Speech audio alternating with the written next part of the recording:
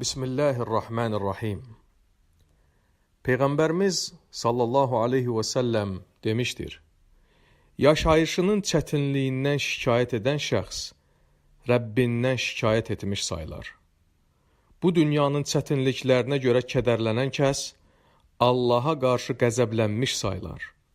Ha belə, dövlətli bir kəsə var dövlətinə görə ehtiram göstərənin dininin 1/3 əldən gedər.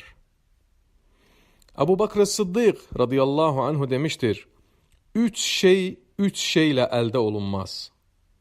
Arzularla var dövlət, saçı rəngləməklə cavanlıq və dava dərmanla sağlamlıq əldə olunmaz. Ömər radiyallahu anhu demişdir: İnsanlarla mülayim davranmaq ağlın yarısıdır. Gözəl sual vermək elmin yarısıdır. Və yaxşı idarə etmə yaşayışın yarısıdır. Osman radiyallahu anhu deyir ki, dünyanı tərk edəni Allah sevər, günahları tərk edəni mələklər sevər, müsəlmanların mülklərinə tamah salmayan kəsi müsəlmanlar sevər. Əli radiyallahu anhu deyir ki, dünya həyatında olan nemətlərdən İslam neməti sənə bəs edər. İşlərin arasında itayət sənə bəs edər. İbrətlərin arasında isə sənə ölüm kifayət edər. Abdullah bin Məsud radiyallahu anhu deyir ki, dünyada nemətlərin artmasına aldanan şəxslər təriflənməsindən qürurlanar və sirlərin insanlardan gizli qalmasını zənn edən kəslər nə qədər də çoxdur.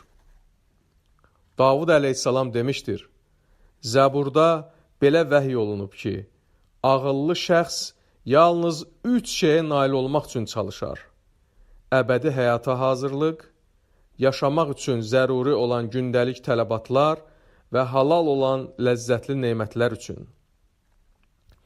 Əbu Hüreyrə radiyallahu anhu rəvayət edir ki, Peyğəmbər sallallahu aleyhi və səlləm demişdir: 3 şey xilas edən, 3 şey həlak edən, 3 şey dərəcələr və 3 şey kəffarədir. Xilas edən 3 şeyə gəldikdə, həm gizlində, həm də aşkarda uca Allahdan qorxmaq, həm kasıb, həm də zəngin olduqda lazımı qədər istifadə etmək və həm qəzəbli, həm də razı olduqda ədalətli olmaqdır. Həlak edənlər isə bunlardır: çox paxılı olmaq, nəfsin istəklərinə tabe olmaq və insanın özünü bəyənməsi. Dərəcələr bunlardır: salamı yaymaq, acıları yedirtmək və insanlar yatmış halda olduqları zaman gecə vaxtı namaz qılmaq. Kəffarələr isə bunlardır: soyuq vaxtlarda dəstəmaz almaq, cəmaat namazlarına getmək və namazdan sonra digər namazı gözləmək. Cəbrail əleyhissalam demişdir: ey Muhammed, nə qədər yaşayırsan yaşa, bil ki öləcəksən. Kimi sevirsən sev, bil ki ondan ayrılacaqsan. Nə istəyirsən et, bil ki onun əvəzini alacaqsan. Həmçinin Peyğəmbər sallallahu aleyhi və səlləm buyurur ki, 3 nəfərə Allah heç bir kölgə olmadığı bir zamanda ərşin kölgəsində yer verəcəkdir. Çətin vaxtlarda dəstəmaz alana, zülmət qaranlıqlarda məscidlərə gedənə və acları doydurana. İbrahim əleyhissalamdan soruşurlar ki, Allah sənin hansı xüsusiyyətlərinə görə səni özünə dost seçib? O dedi: 3 şeyə görə. Allahın əmrini başqalarının əmrindən üstün tutmuşam, Allahın mənə vəd etdiyi şeylərə görə heç vaxt narahatçılıq keçirməmişəm və bütün nahar və şam yeməklərini qonaqlarla birgə yemişəm. Bəzi müdrik adamlar deyiblər ki, 3 şey insanı qəm-qüssədən uzaqlaşdırır: Allah'a zikr etmək, onun övliyaları ilə görüşmək və hikmət sahiblərinin kəlamlarını oxumaq. Həsən-ül Basri rahiməhullah deyir ki, əxlaqı olmayanın elmi də olmaz, səbri olmayanın dini də olmaz, təqvası olmayanın Allaha yaxınlığı da olmaz. Rəvayət olunur ki, İsrail övladlarından bir nəfər elm tələb etmək üçün evdən çıxmış, onun xəbəri gedib peyğəmbərlərinə çatdıqda onu yanına çağırıb demişdir. Cavan oğlan, sənə əvvəlkilərin və sonrakıların elmini özündə birləşdirən 3 xüsusiyyəti nəsihət edəcəyəm. Həm gizlində, həm aşkarda Allahdan qorx. Dilini saxla və insanlara xeyir söylə. Bir də yediyin yeməyə diqqət yetir ki, halal olsun. Bunu eşitdikdə həmin gənc səfərə çıxmaq fikrindən vaz keçdi. Rəvayət olunur ki, İsrail övladlarından bir nəfər 80 sandıq kitab toplamış, lakin onlardan faydalanmamışdı. Uca Allah həmin qövmün peyğəmbərinə vəhy etmişdi ki, nə qədər kitab yığsan da bil ki, bu 3 şeyi bilmək sənə yetər. Dünyanı sevmə, çünki ora möminlərin diyarı deyil. Şeytanla dostluq etmə, çünki o möminlərin dostu deyil. Bir də ki, heç kimə əziyyət vermə, çünki bu möminlərə xas əlamət deyil. Əbu Süleyman Dərani rahiməhullah dua edərək deyərdi, ey Allahım, məndən günahımı soruşsan, məni əfv etməyini istəyəcəyəm. Paxıllığım barədə soruşsan, sənin səxavətini istəyəcəyəm. Əgər məni cəhənnəm oduna atsan, oradakılara səni sevdiyimi xəbər verəcəyəm. Deyirlər ki, ən xoşbəxt adam elmli qəlbi, ha belə səbirli bədəni olan, üstəlik aza qane olandır. İbrahim Ən-Nəxəi rahiməhullah deyir ki, sizdən əvvəlkiləri 3 şey həlak etmişdi. Çox danışmaq, çox yemək və çox yatmaq.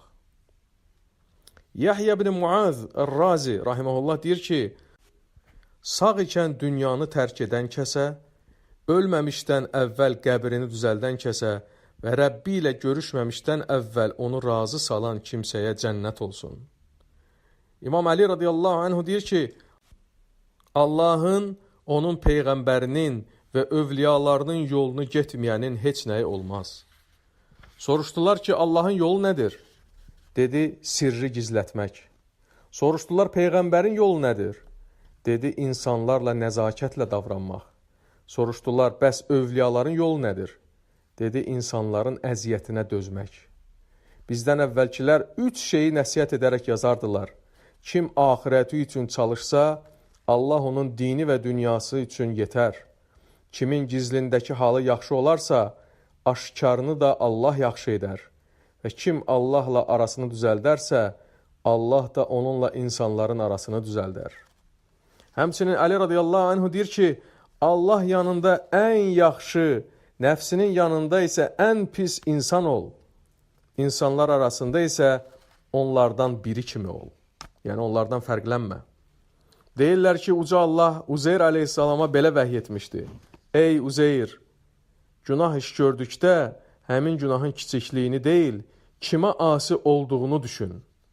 Ha belə, sənə kiçicik bir xeyir nəsib olduqda, onun kiçikliyini deyil, sənə uruzunu verənin kim olduğunu düşün.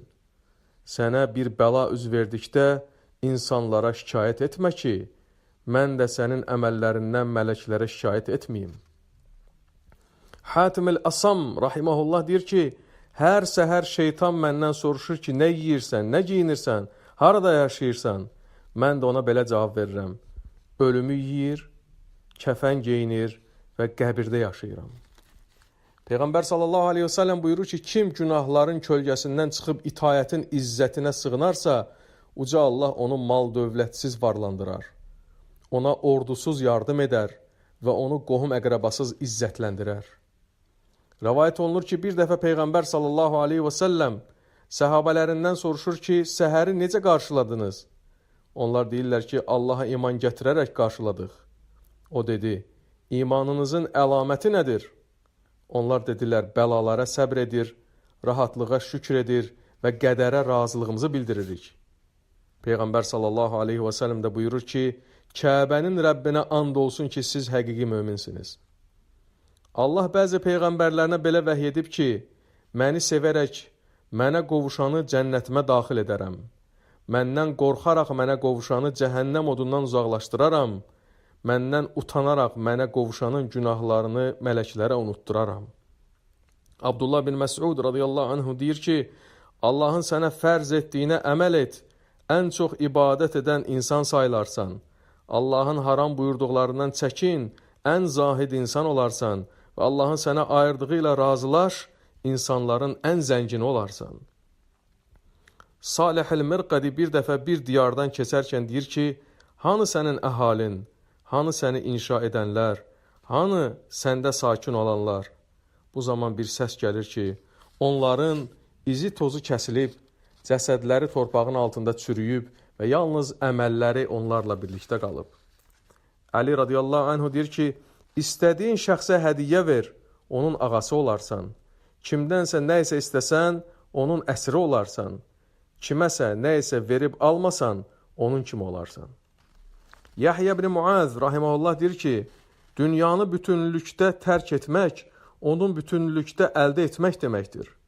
Onu bütünlükdə tərk edən, onu tam şəkildə əldə etmiş, tam əldə edən isə bütövlükdə tərk etmiş olar. Beləliklə onu əldə etmək, tərk etməklə, tərk etmək isə əldə etməklə olur.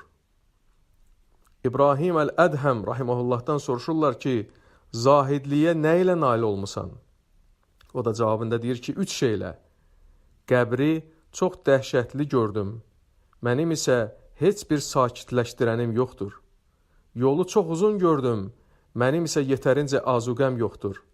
Allahın hakim olduğunu gördüm. Mənim isə özümü müdafiə etməyə əsasım yoxdur. Əş-Şibli rahimehullah deyir ki, Allahım, qazandığım bütün savabları onlara ehtiyacım olduğu halda sənə bəxş edirəm. Ey sahibim, mənə ehtiyacın olmadığı halda günahlarımı necə əfv etməyəcəksən? Həmçinin deyir ki, əgər Allahdan razı qalmaq istəyirsənsə, öz nəfsinə qarşı ikrah hissi keçir. Həmçinin deyir ki, əlaqə qurmağın şirinliyini dadmış olsaydınız, ayrılığın acılığına da bələd olardınız. Bir dəfə Sufyan əth-Thawri rahimehullahdan Allahla sevinmək nə deməkdir deyə soruşulduqda o belə cavab verir. Bu o deməkdir ki, gərək sən gözəl simalı, üzün, gözəl səsin, fəsahətli dilin vurğunu olmayasan. İbn Abbas radiyallahu anhuma deyir ki, zahidlik sözü 3 hərfdən ibarətdir. Zəy, hə və dəl.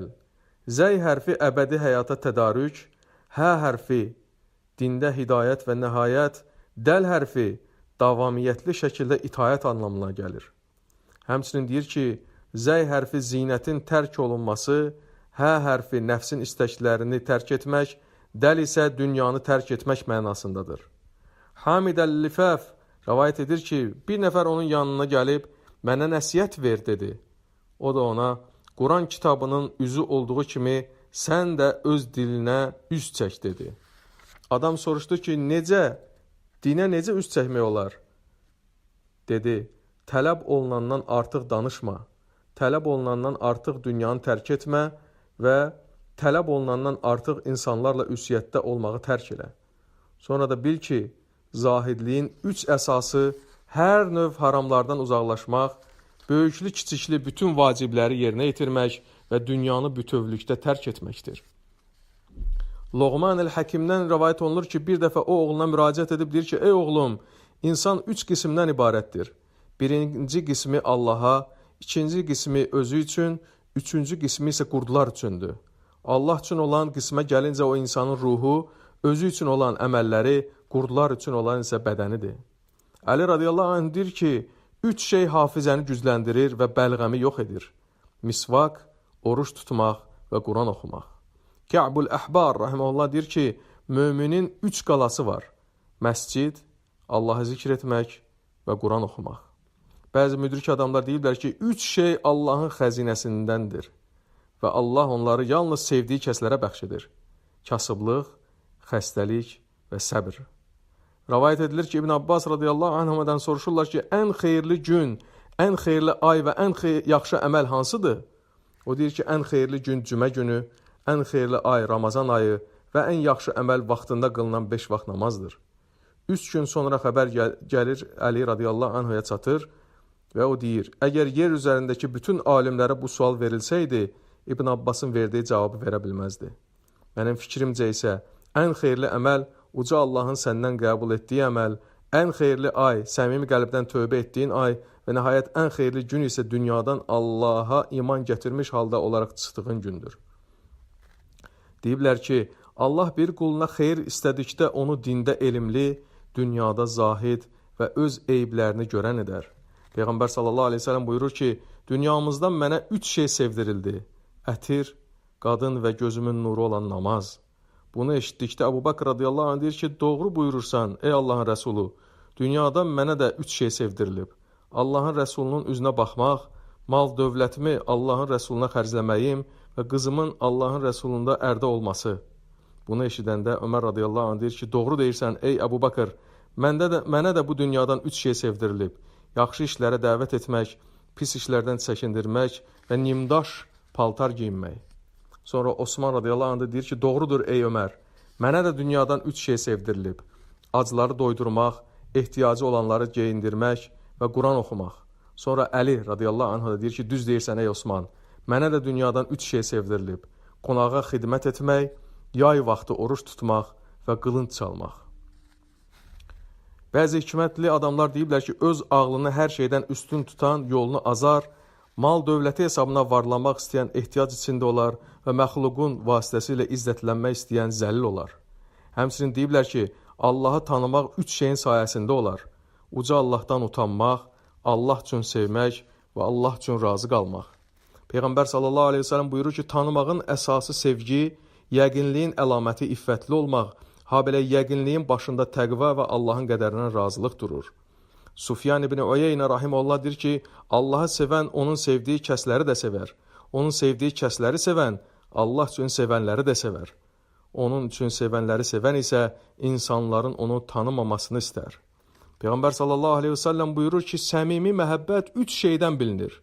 Sevdiyinin sözünü başqasının sözündən üstün tutmaqla, sevdiyinin yanında olmağı başqalarının yanında olmaqdan üstün tutmaqla və sevdiyi şəxsin razılığını başqalarının razılığından üstün tutmaqla. Vahab ibn Munebbih Əl-Yəməni demişdir ki, Tövratda yazılıb ki, həris olan kəs dünyaya ağalıq etsə belə yenə də kasıbdır. İtaət edən kəs qul olsa belə ona itaət olunar və qənaətsiz şəxs ac olsa belə yenə varlı saylar. Bəzi müdrik adamlar deyiblər ki, Allahını tanıyan məxluqatdan ləzzət almaz.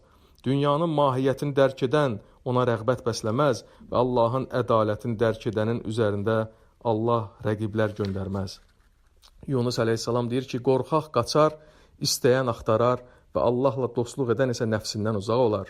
Həmçinin deyilir ki, Allahı tanıyan onun qulu olar, onun qəlbi haqqı görər, əməlləri isə çox olar. İbn Süleyman Dərani deyir ki, dünyada və axirətdə hər bir xeyrin əsası Allah qorxusudur. Dünyanın açarı toxluq, axirətin açarı isə acılıqdır. Demişlər ki, ibadət məşğuliyyətdir. Bu məşğuliyyətin yeri xəlvətdə olmaqdır.